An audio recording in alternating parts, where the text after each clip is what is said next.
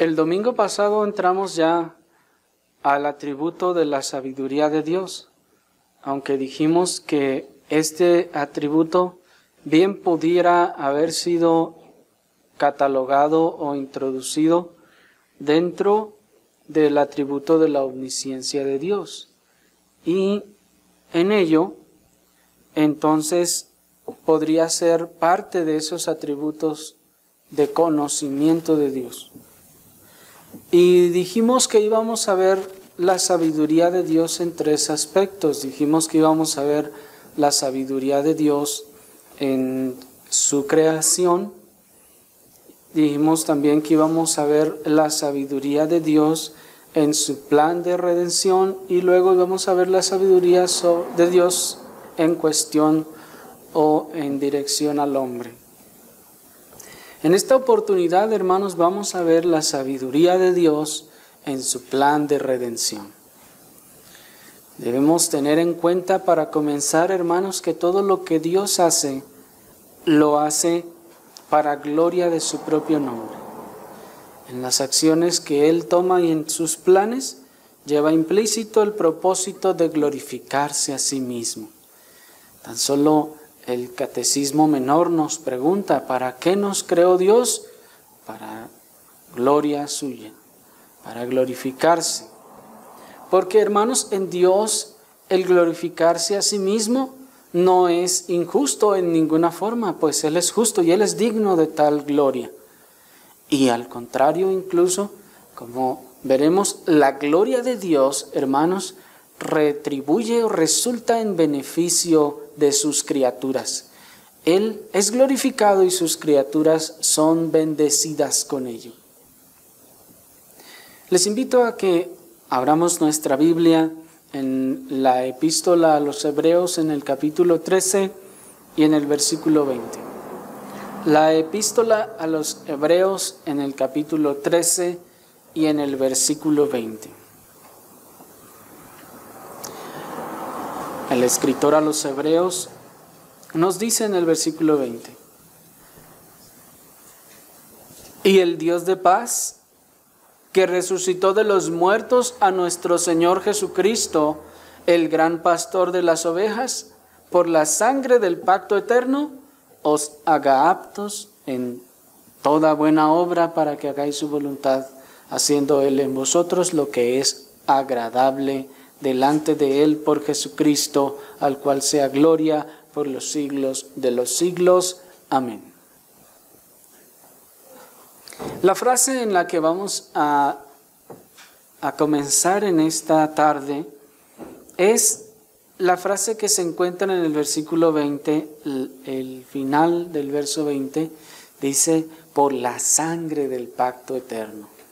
Hermanos, esta es una frase que parece como estar dicha, tal vez alguien dirá, para adornar la doxología del apóstol escritor. Pues dice, y el Dios de paz que resucitó de los muertos a nuestro Señor Jesucristo, el gran pastor de las ovejas. ¿Quién es el gran pastor de las ovejas? Nuestro Señor Jesucristo. Y luego, coma, dice, como si fuese un paréntesis, por la sangre del pacto eterno. Hermanos, esta frase, por la sangre del pacto eterno, nos expresa una realidad que en otros versículos de la Escritura también se ha expresado, pero que en esta ocasión nosotros vamos a basarnos en este verso. Dice, la sangre del pacto eterno. ¿El pacto eterno? ¿Cuál pacto eterno? ¿Hay un pacto eterno? Oh, sí que lo hay, hermanos. Hay un pacto eterno y este pacto es el pacto que se conoce como el pacto de la redención. Cuando nos dice por la sangre del pacto eterno, hermanos, esta es una frase muy profunda, muy importante y muy interesante, pues noten que dice que la sangre del pacto eterno. Como si la sangre hubiese sido parte de aquel pacto eterno. Pero en este caso, cuando dice que es un pacto eterno, no, hermanos, se refiere a que este pacto perdurará por toda la eternidad hasta el final de los tiempos por sí mismo, ¿no? Al final tendrá un cumplimiento, pero se refiere a que es eterno, a que fue hecho, hermanos, en lo que los teólogos han llamado la eternidad pasada. Niños, ¿se acuerdan cuál es la eternidad pasada? Bueno, para los que no se acuerdan, la eternidad pasada es aquel tiempo eterno que ocurrió previo a la creación de todas las cosas. Antes que Dios crease el universo, el cielo, la tierra y todas las cosas que hay, todo ese lapso de eternidad anterior es lo que se conoce como la eternidad pasada. Y evidentemente entonces el lapso eterno de tiempo que ocurrirá luego de la glorificación es la eternidad futura. Y este tiempo de historia de la creación, algunos han llamado el tiempo intermedio. Aunque al final, pues todo es una eternidad completa. ¿Sí me explico? Solo de repente se ha separado para poder ayudarnos a nuestra comprensión. El texto nos dice que entonces en la eternidad hubo un pacto. ¿Cuál eternidad? ¿En la futura o en la pasada? Bueno, si ya hubo, entonces debemos entender que sería en la pasada, ¿cierto? En esta eternidad pasada, entonces, hermanos, hubo un pacto. Y es un pacto, como les decía, que se conoce como el pacto de la redención. Y en este pacto de redención, las tres personas de la deidad hicieron un pacto que, les insisto, se ha llamado el pacto de la redención. Pues sabemos que antes de que existieran todas las cosas, solo existía Dios, el Dios eterno. Este Dios que existe en tres personas distintas. Y para que haya un pacto, hermanos, debe de haber personajes en el pacto, ¿no es así? Debe de haber compromisos con alguien más. Normalmente uno no dice, me comprometo conmigo mismo que voy a... A veces uno dice así, pero es cuando menos lo haces, ¿sí o no? Pero cuando existe un compromiso hacia otras personas, entonces se convierte en un pacto. Lo que nos enseña entonces que estas tres personas de la Trinidad que existían o preexistían desde la eternidad pasada, hicieron un pacto entre sí. Un pacto que llevaba el propósito de salvar. Qué maravilloso es el Señor, hermanos. Les voy a leer lo que nos dice el teólogo Louis Berkhof con respecto a la definición de este pacto. Nos dice: las Escrituras señalan claramente el hecho de que el plan de redención estuvo incluido en el decreto o consejo eterno de Dios. Y nos cita Efesios 1:4 y siguientes, y Efesios 3:11, segunda a los Tesalonicenses capítulo 2, versículo 13, segunda Timoteo capítulo 1, versículo 9, Santiago capítulo 2, versículo 5, primera de Pedro capítulo 1, versículo 2 y muchos otros versículos más. No vamos a detenernos a leerlos todos o a estudiarlos todos, hermanos. Vamos en esta hora a tratar de ver la sabiduría de Dios en este plan de redención. Sigue diciendo el teólogo: ahora encontramos que en la economía de la redención hay, en un sentido, una división de labor. El Padre es el originador, el Hijo el ejecutor y el Espíritu Santo el administrador. Esto solamente puede ser resultado de un acuerdo voluntario entre las personas de la Trinidad, de tal manera que sus relaciones internas toman la forma de un pacto de vida. Lo que nos está diciendo el teólogo aquí es que en este pacto, en primer lugar, involucra las tres personas de la Trinidad. Y en este pacto o en esta economía hay labores o actividades, y cada uno de ellos de manera general nos dice que el Padre, por ejemplo, es el originador del pacto y de todos los compromisos. El Hijo es el ejecutor del pacto o del plan, y el Espíritu Santo es el administrador. Y el administrador en el sentido de que administra o provee las cosas que en su momento y conforme a sus actividades les son requeridas. Este pacto eterno, como vemos entonces, requirió actividades o acciones voluntarias de parte de las tres personas de la Trinidad.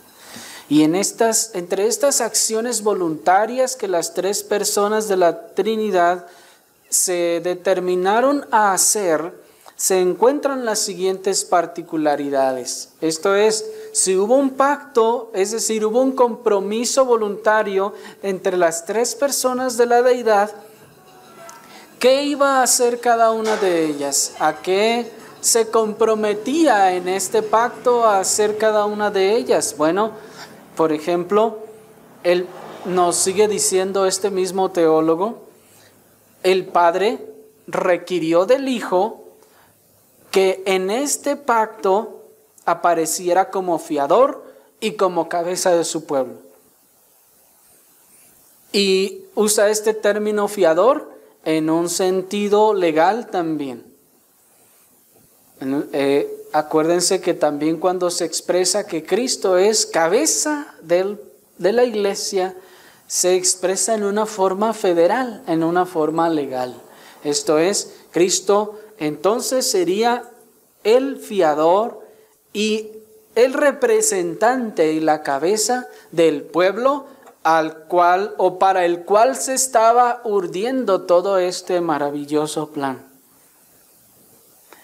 Cristo entonces también sería el postrer Adán.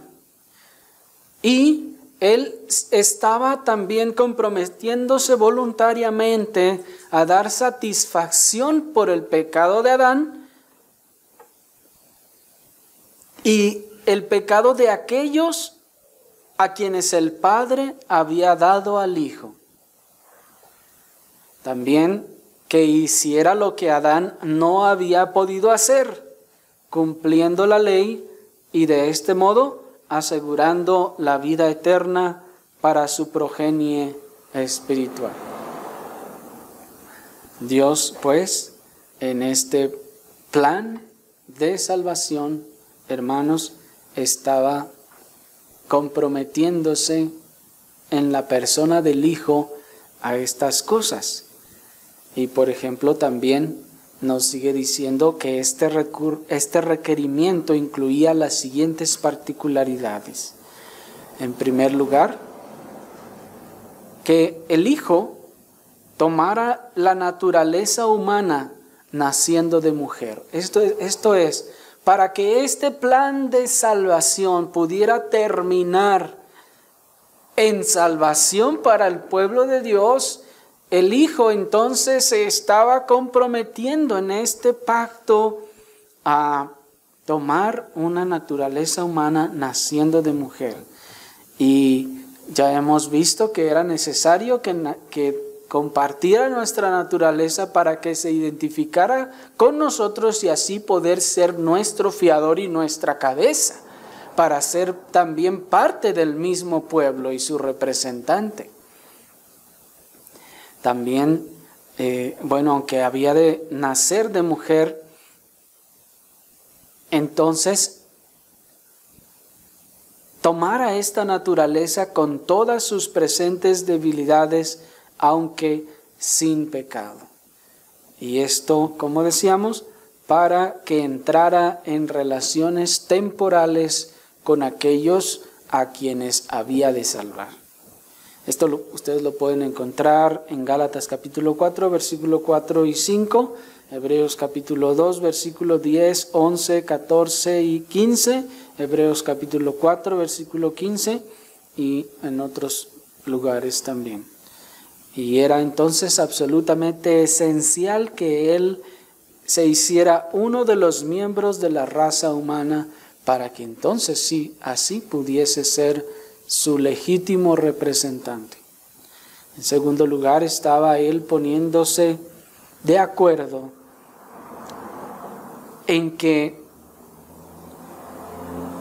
Él, quien como Hijo de Dios era superior a la ley, se sometería a la ley, de manera que pudiera no solamente entrar en la vida natural, sino también en la relación penal representativa con la ley para pagar el castigo por el pecado y para ganar la vida eterna para los elegidos. Esta cosa, hermanos, este asunto también es bien importante. El Hijo de Dios, que era superior a la ley, Él voluntariamente aceptó someterse bajo la ley. De manera, no solo, hermanos, para cumplirla, sino someterse bajo la ley, de manera que ahora al estar sujeto bajo la ley, esta ley pudiese exigirle y requerirle de Él obediencia. Y en todo caso, y en nuestro caso, o para nuestro caso, exigirle obediencia de sus representados. ¿Se dan cuenta? Si Él no se hubiese sometido bajo la ley, Él estaba, por ser Dios por naturaleza, por encima de la ley. Si no se hubiese puesto bajo la ley, entonces ¿cómo la ley le podría requerir satisfacción? ¿Me están siguiendo? Tenía entonces que estar bajo la ley para que la ley entonces pudiese exigirle satisfacción por Él y por todo su pueblo. Y así nos dice, pues, entrar en esa relación penal representativa con la ley para pagar el castigo por el pecado y ganar la vida eterna para los elegidos. Eso ustedes lo pueden encontrar en Salmo 40, versículo 8, Mateo 5, versículo 17, 18, Juan capítulo 8, versículo 28, Gálatas capítulo 4, versículo 4, Filipenses capítulo 2, versículo 6 al 8 en adelante. Y en tercer lugar, hermanos, lo que el Hijo, las actividades correspondientes al Hijo en este pacto, es también que Él, después de haber ganado el perdón de los pecados y la vida eterna para los suyos, administraría para ellos los frutos de los méritos de Él. Esto es, perdón completo y la renovación de sus vidas mediante la bondadosa operación del Espíritu Santo. En otras palabras, otra de las actividades o de los compromisos del Hijo en este pacto de redención para salvar a la humanidad, a aquellos hombres a quienes el Señor quiso salvar, fue que después de haber ganado ese perdón para los suyos, entonces administraría a través del Espíritu Santo los méritos que Él ganó. Esto es, que daría ese perdón completo y salvación al pueblo que Dios le dio. ¿Me están siguiendo? Esto es, Dios se determinó salvar de manera graciosa, esto es, de gracia. Y para hacerlo, las tres personas de la Trinidad se involucraron.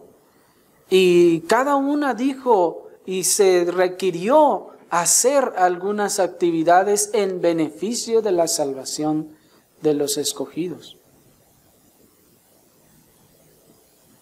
Hemos visto lo que el Hijo ha hecho.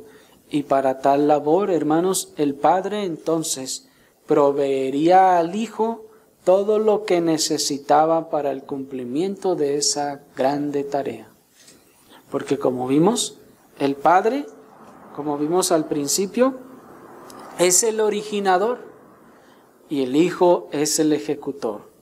El Hijo iba a ser el ejecutor y para poder ejecutar eso, entonces requeriría de algunas cosas que el Padre se estaba entonces comprometiendo a proveerle y a darle para la salvación. Y es, por ejemplo, en primer lugar, que Dios prepararía para el Hijo un cuerpo, el que sería tabernáculo adecuado para él. Un cuerpo en parte preparado por la agencia inmediata de Dios y sin la contaminación del pecado. Esto es, el Padre, para que el Hijo pudiera ejecutar este plan, lo primero que se comprometió a hacer en este pacto fue proveerle un cuerpo a Cristo. Y este no sería cualquier cuerpo, porque como ya hemos visto, es un cuerpo en parte, dice, preparado por la agencia inmediata de Dios, con lo cual se está haciendo alusión, hermanos, a la concepción virginal de María y sin la contaminación del pecado. El Padre entonces se encargaría y haría lo necesario para que el Hijo tuviese un cuerpo que cumpliera las disposiciones necesarias para su labor. Esto lo podemos leer en Lucas 1:35 y en Hebreos 10:5. Lo segundo es que Dios capacitaría al Hijo con los dones y las gracias necesarias para la realización de su tarea, y en modo especial lo ungiría para los oficios mesiánicos, dándole el Espíritu sin medida, como nos enseña Isaías capítulo 42, versículo 1 y 2, Isaías capítulo 61, versículo 1 y Juan capítulo 3, versículo 31. Esto es, recuerden, Cristo entonces ya ha tomado forma de hombre. Ahora es un ser 100% hombre, pero también no ha dejado de ser 100% Dios. Y al ser 100% hombre, entonces requería de que el Padre le diese los dones, gracias y habilidades para cumplir con su tarea. Y así el Padre le habría de capacitar. En tercer lugar, Dios sostendría a su Hijo en la realización de esta obra y lo libraría del poder de la muerte, y de esta manera lo capacitaría para destruir el dominio de Satanás y para establecer el reino de Dios. Eso ustedes lo pueden leer en Isaías capítulo 42, versículo 1 al 7, Isaías capítulo 49, versículo 8, el Salmo capítulo 16, versículo 8 al 11, y Hechos capítulo 2, versículo 25 al 28. Hermanos, ¿qué está pasando aquí? Que Dios se comprometió en este pacto a sostener al Hijo para que realizara esta labor y que lo libraría del poder de la muerte. En otras palabras, que sería resucitado, que le resucitaría y que también le capacitaría para destruir el dominio de Satanás y para establecer el reino de Dios. A Jesús, hombre, el Hijo de Dios. En cuarto lugar, el Padre, Dios, autorizaría a su Hijo como recompensa por su obra perfecta para que enviara al Espíritu Santo para la formación de su cuerpo espiritual y para la instrucción y conducción y protección de la iglesia.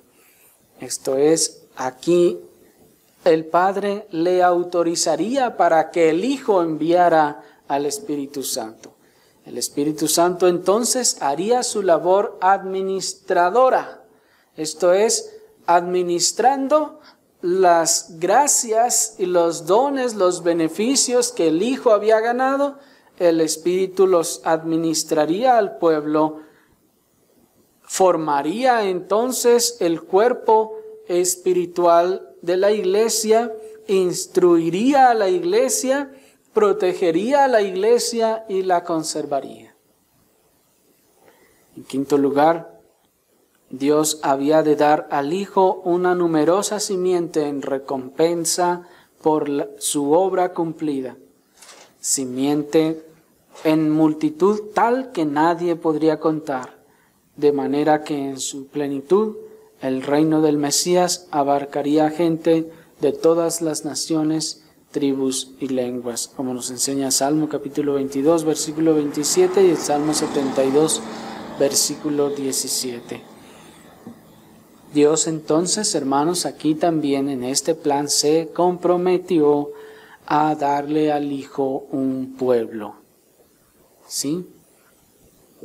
Dios le daría un pueblo, una simiente, a causa, hermanos, y como recompensa de su obra cumplida. Y entre otras cosas, la última de las que nos menciona este autor es que Dios le entregaría al Hijo todo el poder en los cielos y en la tierra para el gobierno del mundo y de su iglesia. Y que, por último, lo recompensaría en su carácter mediador con la gloria con que el Hijo de Dios había tenido con el Padre desde antes de que el mundo existiera. Así, hermanos, en el consejo eterno de la deidad, Dios en estas tres personas se puso de acuerdo, se comprometió a llevar cada uno una tarea a fin de salvar al hombre. Así, entonces, hermanos, nuestra salvación depende del Padre, del Hijo y del Espíritu Santo. Cada una de las tres personas de la Trinidad se reunieron en consejo para determinar qué habrían de hacer y cómo lo habrían de hacer para la salvación del hombre. Así Dios en su sabio designio, hermanos, orquestó un inescrutablemente sabio plan para glorificarse en la salvación del hombre. ¿Dios podía hacerlo de otra forma? Sí, pero como ya vimos, Dios escoge las mejores fines, los mejores propósitos y los mejores medios para hacerlo. Y así entonces, cada una de estas cosas que les mencioné, Dios las escogió y determinó como los mejores medios para lograr lo que Él quería hacer, salvar al hombre. Y desde antes de la fundación del mundo se propuso la mejor meta, salvar al hombre miserable, a este hombre que no lo merece, y usando el mejor medio. ¿Cuál fue el mejor medio? Cristo, el Señor. Y así usando también el mejor camino para lograr este propósito, la expiación. ¿Se dan cuenta? Hermanos, Dios podía determinarse y decir: voy a salvar a todo aquel que se porte bien y lo recompensaré por todas sus buenas acciones. Y Dios habría sido bueno y habría sido justo, hermanos. ¿Sí o no? Dios lo habría hecho correcta y sabiamente. Pero he aquí, hermanos, algo que le glorificaba mucho más, algo que era una mejor meta, una mejor labor para gloria de sí mismo, y era salvar al hombre miserable. Porque si Dios hubiese salvado a aquel que se portó bien, a aquel que hizo el bien, entonces aquel habría podido pensar que tendría parte de mérito en esa labor. Pero el Señor determinó salvar a aquellos que no lo merecíamos. Y para ello escogió el mejor medio de todos para lograrlo. Y este fue la persona de Cristo. Cristo el Señor. No dijo, voy a crear un ángel de esta manera, con estas características. No, el mejor medio para lograrlo era el Hijo. Por eso decíamos al principio que el Hijo se convierte en el ejecutor de esta obra, de este plan. Y escogió para ello el mejor camino. El camino perfecto, correcto, justo, bueno, santo y aquel que más le glorificaba. ¿Podía Dios haber urdido alguna otra forma de cómo lograr y llegar a este fin y perdonar los pecados? Sí, podía hacerlo. Pero Él escogió el mejor de los planes. Y con esto no estamos diciendo que Dios hubiese podido, por ejemplo, sencillamente decir, los perdono, vénganse ya. No, hermanos, puesto que eso ya no sería justo, como lo vimos o hemos visto hace tiempo. Y Dios pues entonces escogió el camino mejor de todos, pues ninguno le habría glorificado más y mejor que Cristo el Señor. Ningún otro medio que Él hubiese escogido le habría traído más gloria a Él y a su persona que Cristo el Señor.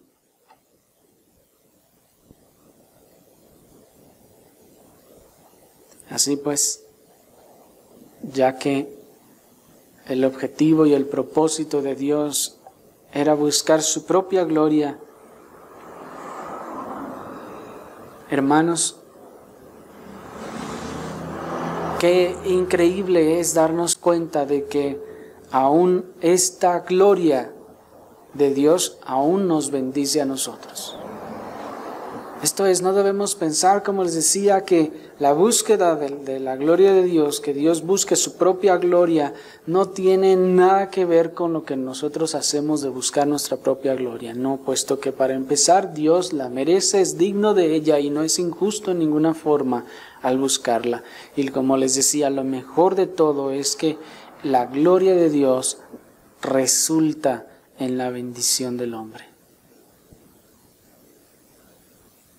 Y esto es lo que nos dice la primera carta a los Corintios, capítulo 1, versículo 26 al 29. Si me acompañan rápidamente a primera a los Corintios, capítulo 1, versículo 26 al 29, nos dice el apóstol Pablo de esta manera.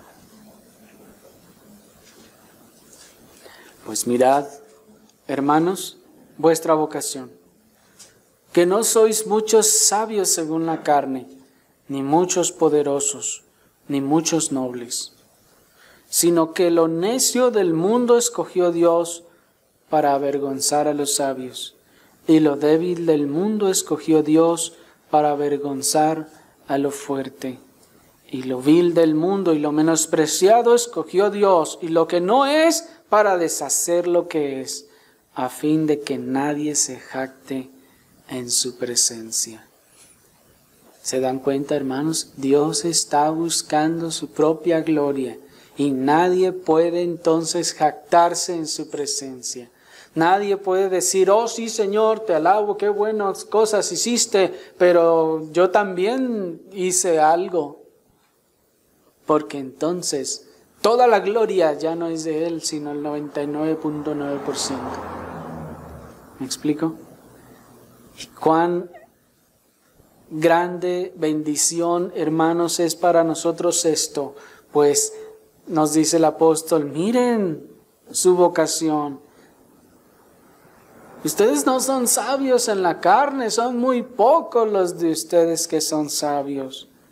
No son poderosos ni somos nobles, sino que a lo necio del mundo escogió Dios para avergonzar a los sabios, y a lo débil del mundo escogió Dios para avergonzar a lo fuerte. Por eso nosotros no andamos cantando y anunciando que somos campeones o que somos fuertes guerreros de Jehová. No, hermanos, porque a lo necio escogió Dios, a lo vil, a lo menospreciado. Hay mucha gente anda poniendo ahí en las redes sociales frases de las más grandes batallas las da Dios a sus mejores guerreros, y ahí está una imagen de una, y hasta las mujeres, ¿no? De una señora ahí con armadura y cuanta cosa, a sus mejores guerreros. Por favor, hermanos, eso es vanidad, eso es orgullo. Eso se está robando la gloria a Dios. ¿No dice la Escritura que Dios escogió a los más onzos? Yo esperaba que todos ustedes dijeran amén. Sí. Dios escogió a los más torpes y aquí estoy yo. Dios escogió a los más inmundos, a los más viles, a los más débiles.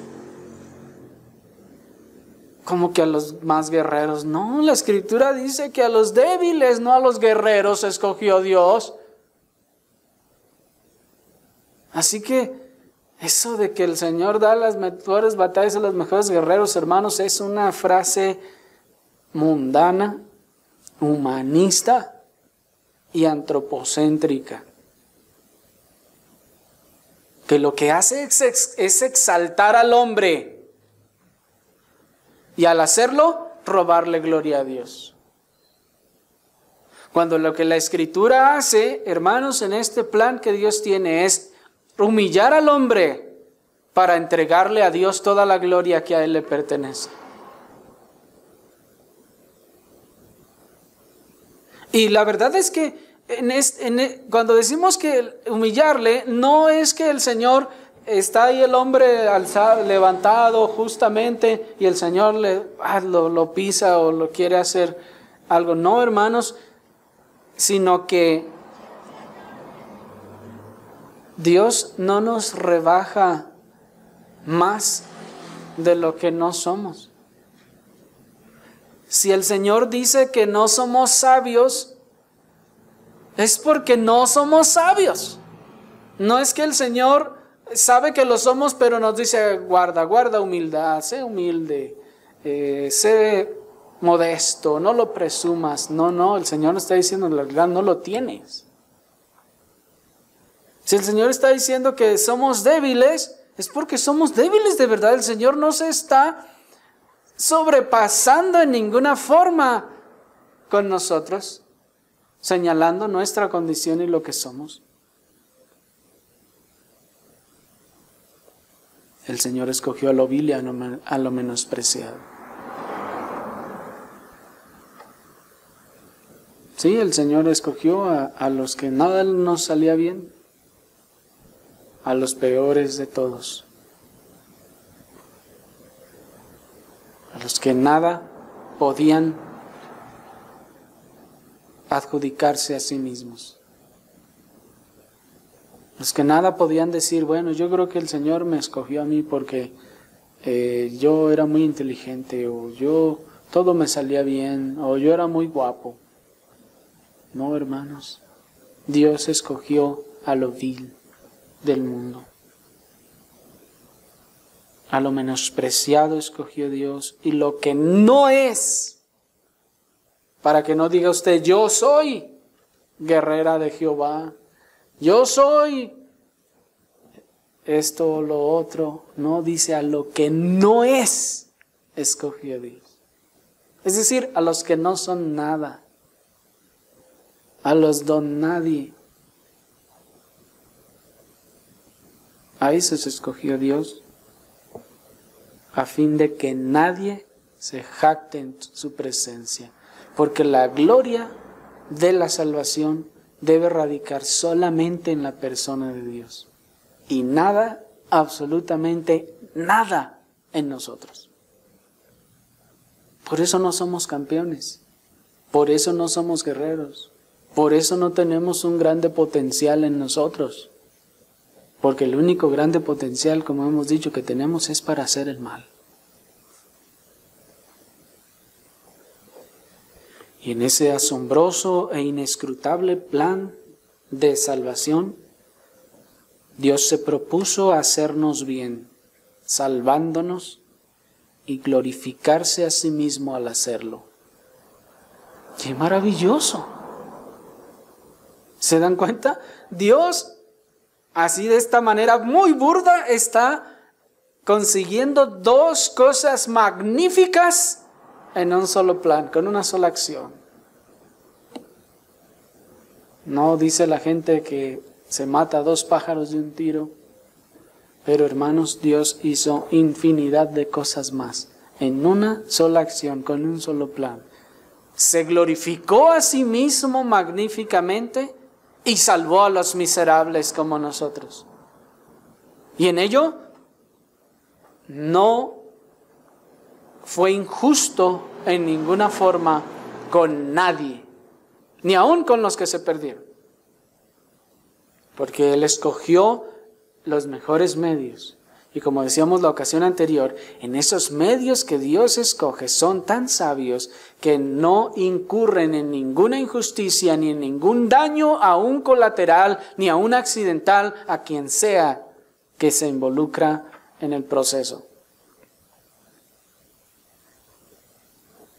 Así que tanto los que fueron receptores de esa gracia salvadora reciben el bien, y los que no son receptores no reciben mal ni injusticia.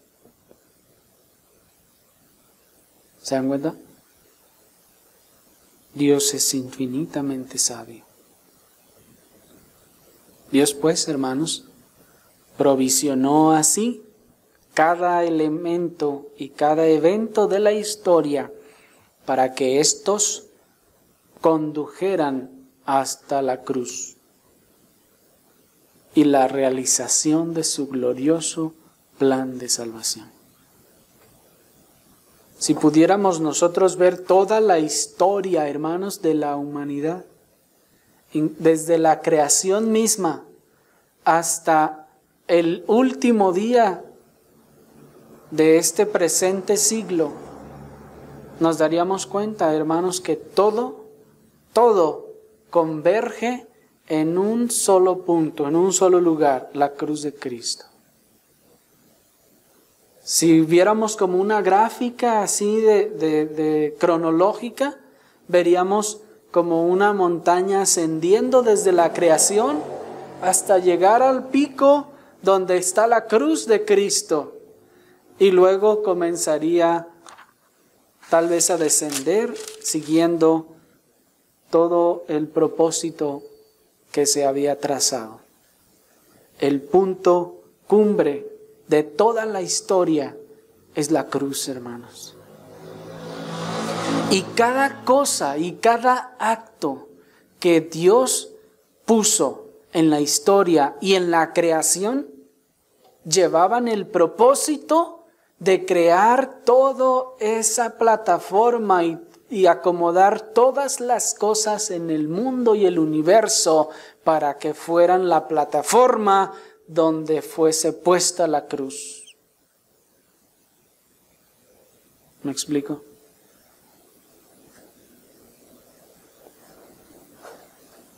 Dios creó todas las cosas, y muchas de las cosas que Dios creó de la manera que las creó para que nos apuntaran hacia Cristo. Y como decía Spurgeon, cada uno de los versículos de la Escritura, cada uno de ellos apunta hacia Cristo, se dirige hacia la cruz. Y entre algunos de los eventos, hermanos, importantes, Dios puso a Adán para ser figura del postrer Adán. No es que Cristo vino a ser la consecuencia de Adán, porque ¿cuándo fue que fue hecho el pacto, el plan de la redención? Después de que Adán ya había caído, que Dios dijo, chin, y ya cayó, ahora vamos a pensar en algo para salvar a la humanidad. No, hermanos, no. Así que Adán es por Cristo y no Cristo por Adán. ¿Me explico? Puso Dios también a Abel para ser ejemplo de la fe y la justificación por fe. Para que desde entonces pudiéramos ver a alguien que entendió y vio a Cristo tantos miles de años antes de que se encarnara. Dios proveyó a Noé para ser ese pregonero de justicia. Puesto que aún, hermanos, la Escritura también nos dice que nuestro Señor, o cuando nuestro Señor vendría, dice, será como en los días de Noé.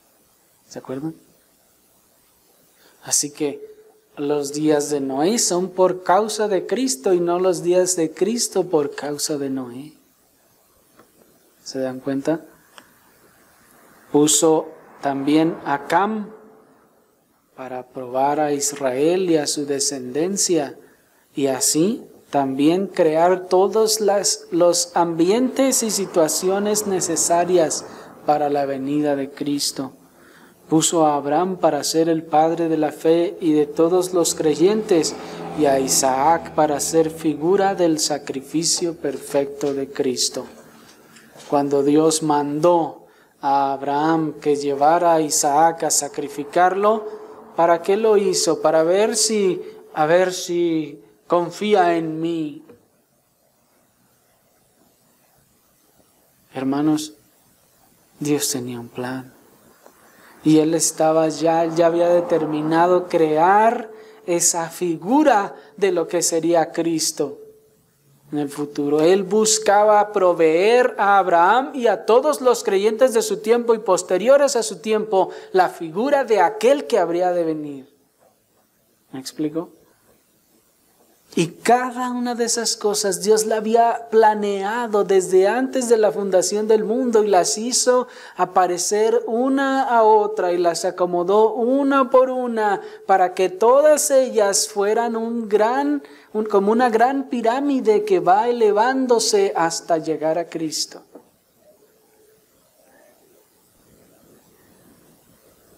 Dios puso a Jacob para ser el padre de Israel. Figura de la iglesia. ¿Por qué escogió Dios un pueblo en la antigüedad? Porque lo necesitaba y dijo, pues voy a hacer un pueblo, a ver qué sale. No, hermanos, la nación de Israel fue escogida para ser también, como ya hemos visto en otras ocasiones, la sombra y la figura de la iglesia de Cristo en el futuro. Nada fue al azar. Nada fue producto de las circunstancias. Dios planeó todo. Por eso alguien ha dicho que la historia de Dios es su historia. En inglés tiene mucho más sentido.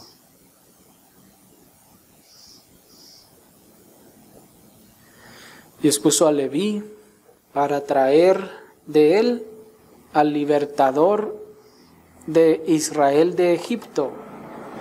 Esto es, a Moisés, y a una larga línea de santos sacerdotes que vendrían a ser la figura y la sombra de aquel Cristo que había de venir. Dios puso a Moisés entonces también para traer al mundo su ley, esa ley salida de su propia esencia, y para ser figura, aunque incompleta, pero figura de Cristo en su oficio mediador. ¿Por qué está ahí ese hombre? Para reflejar lo que Dios había de hacer en el futuro. Un escalafón más hasta llegar a la cruz. Dios pone a Josué para conquistar y repartir la tierra para su pueblo. Figura de la tierra y todos los beneficios celestiales y eternos que Cristo repartiría también luego a los suyos. Trae a los jueces para mostrar la infidelidad del pueblo y la inagotable misericordia de la gracia suya. ¿O es acaso que en ese tiempo Dios se le olvidó poner un sucesor después de Josué? Es que Dios se distrajo allá en sus ocupaciones y murió Josué y pues ya nadie siguió como dirigente del pueblo y pues chino, ¿ahora qué vamos a hacer? No, hermanos. El tiempo de los jueces también estaba planeado para que pudiera mostrar, hermanos, la infidelidad del pueblo y la misericordia de Dios, salvándolo una y otra vez. La obra que Cristo haría por miserables que lo abandonaron y que actuaron aún contra Él y se rebelaron contra Él. Dios puso allí al rey David y le hizo conforme a su corazón, para así proveer también la base de la verdadera adoración y ser figura, aunque también incompleta, de Cristo el Señor y también su antecesor en el oficio regio. Y así, hermanos, podemos continuar enumerando una innumerable cantidad de sucesos. Podemos seguir expresando esa infinitamente sabia provisión de Dios en los eventos y personajes de la historia, y cómo Dios en su gran sabiduría acomodó a cada uno de ellos ladrillo por ladrillo, piedra tras piedra, hasta llegar a la cruz, hasta llegar a Cristo. Y miren cómo nos dice allí mismo, primero a los Corintios, en el capítulo 1 también, pero ahora leamos en el versículo 18. Dice, porque la palabra de la cruz es locura a los que se pierden, pero a los que se salvan, esto es, a nosotros, es poder de Dios. Pues está escrito, destruiré la sabiduría de los sabios y desecharé el entendimiento de los entendidos. ¿Dónde está el sabio? ¿Dónde está el escriba? ¿Dónde el disputador de este siglo? ¿No ha enloquecido Dios la sabiduría del mundo? Pues ya que en la sabiduría de Dios el mundo no conoció a Dios mediante la sabiduría, agradó a Dios salvar a los creyentes por la locura de la predicación.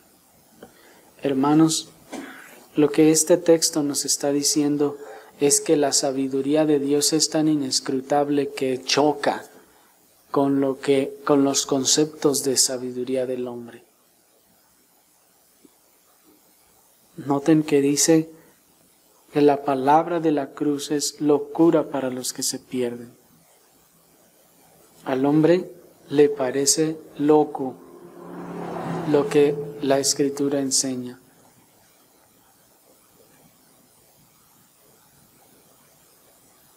En la mente de los sabios, entre comillas,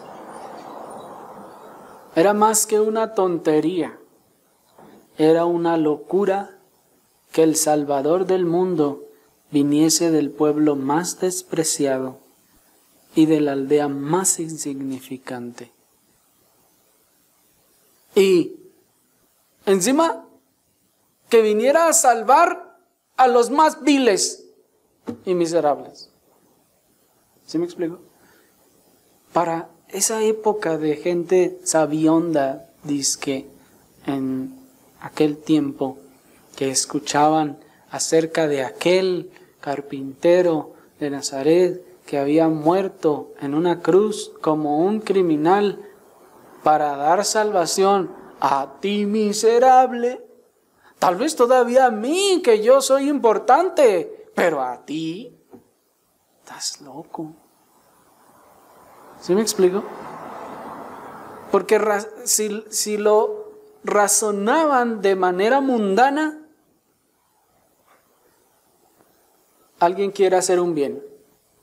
¿Y qué piensa hacer? Busca la persona con mejores cualidades, riqueza, fama, apariencia y todo lo que represente algo majestuoso, y luego lo lleva a beneficiar a los que lo merecen. ¿No es así? Pero ellos decían, tú me estás hablando de un Salvador que era pobre, que no era rico como los reyes. Me estás hablando de un Salvador que viene de la aldea más pobre, del pueblo más insignificante. Y todavía me dices que murió en la cruz como un criminal y que era tenido como lo peor de su pueblo. Y encima de todo ya está muerto. Y que viene a salvar a miserables. O sea, si te fijas lo que estás diciendo. ¿Sí me explico, hermanos? El hombre, al mirarlo desde esa perspectiva, diría, no, eso es una tontería. Si alguien puede salvar a otro, es alguien que tiene poder, que tiene fuerza, que tiene sabiduría, habilidad, que tiene muchas otras cosas, y salvaría a los que se lo merecen. ¿Tú por qué? ¿Me explico?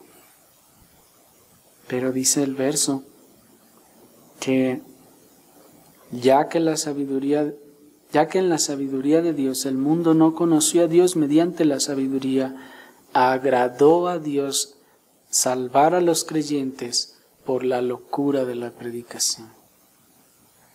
El plan magníficamente sabio de Dios, hermanos, fue urdido de esta manera: salvarlos por la muerte y la expiación de Cristo el Señor. Y dice el verso 21, pues ya que en la sabiduría de Dios el mundo no conoció a Dios mediante la sabiduría, agradó a Dios salvar a los creyentes por la locura de la predicación, porque los judíos piden señales y los griegos buscan sabiduría, pero nosotros predicamos a Cristo crucificado, para los judíos ciertamente tropezadero y para los gentiles locura.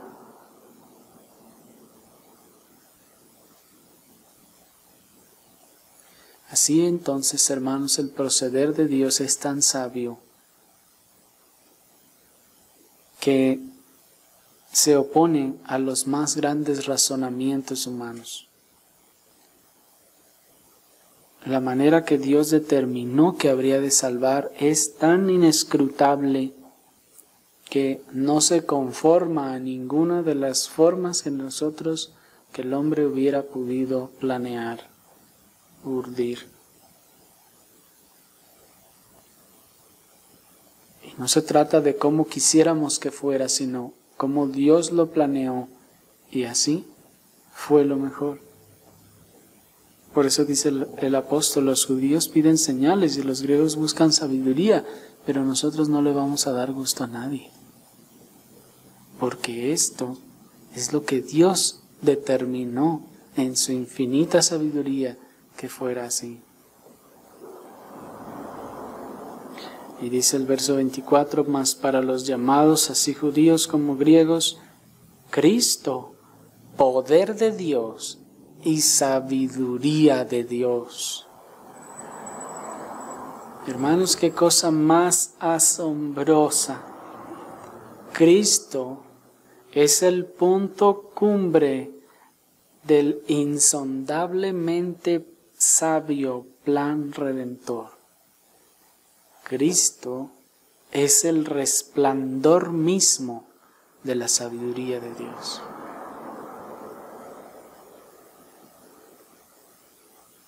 Eso es asombroso. Cristo, hermanos, es la sabiduría de Dios. Es la mejor expresión y manifestación de esa insondable sabiduría, la persona de Cristo nuestro Señor. Vamos, hermanos, a orar al Señor.